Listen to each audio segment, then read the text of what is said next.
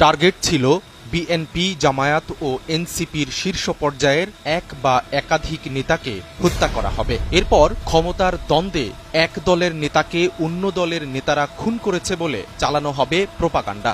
আইন শৃঙ্খলা খারাপের কথা বলে দায় চাপিয়ে দেয়া হবে অন্তর্বর্তী সরকারের ওপর। এভাবে অস্থিতিশীলতার মাধ্যমে দেশে রাজনৈতিক সংকট সৃষ্টি করা হবে। এমন পরিকল্পনা বাস্তবায়নের জন্য ঢাকায় একটি বৈঠকও হয়েছিল, কিন্তু শেষ পর্যন্ত সবকিছু ভেস্তে যায় গোয়েন্দা তৎপরতায়। ঢাকার অপরাধ জগতের একসময়কার ভয়ঙ্কর নাম সন্ত্রাসী সুব্রত বাইন। তার বাহিনীতে রয়েছে মোল্লা মাসুদ, শুটার আরাফাত ও শুটার শরীফ সহ আরও কয়েকজন। ভারতে অবস্থান করা আওয়ামী লীগের কয়েকজন নেতা সুব্রত বাইন বাহিনীকে ভাড়া করেন ঢাকায় রাজনৈতিক নেতাদের খুন করার জন্য। পরিকল্পনা বাস্তবায়নের জন্য এরই মধ্যে হুন্ডির মাধ্যমে মোটা অঙ্কের অর্থ পাঠানো হয়। সেই অর্থ দিয়ে বিভিন্ন এলাকার শুটার ও কিলারদের সংগঠিত করেছিল সুব্রত বাইন। গোয়েন্দা জালে ধরা পড়ে যায় এই পুরো পরিকল্পনা।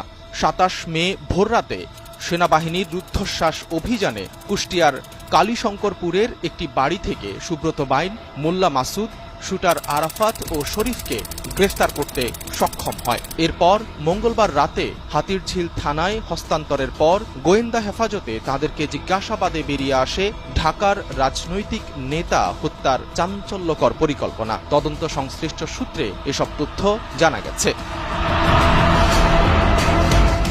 গোয়েন্দা সূত্র জানায়, গ্রেফতারের সময় সুব্রত বাইন ও মোল্লা মাসুদের কাছ থেকে একটি স্যাটেলাইট ফোন উদ্ধার করা হয়। এই ফোন নিয়েই মে মাসের শুরুতে দেশে প্রবেশ করে মোল্লা মাসুদ। তার সঙ্গে যুক্ত হয় সুব্রত।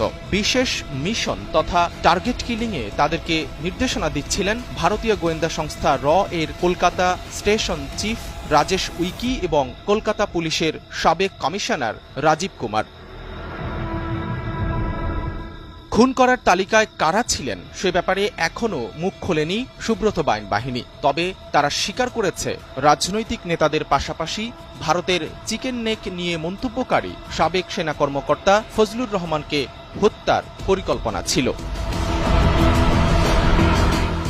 ভারতে অবস্থানরত আওয়ামী লীগের শীর্ষ পর্যায়ের কয়েকজন নেতার সঙ্গে নিয়মিত যোগাযোগ ছিল সুব্রত বাহিনীর। অস্ত্র, গুলি ও ক্যাডারদের জন্য টাকাও পাঠাতো ওই নেতারা। হুন্ডির টাকা বেশিরভাগই লেনদেন হয় যশোর, কুষ্টিয়া ও ঝিনাইদহ সীমান্তে। এজন্যই তারা কুষ্টিয়ায় আস্তানা গেড়েছিল বলেও জানিয়েছেন গোয়েন্দারা।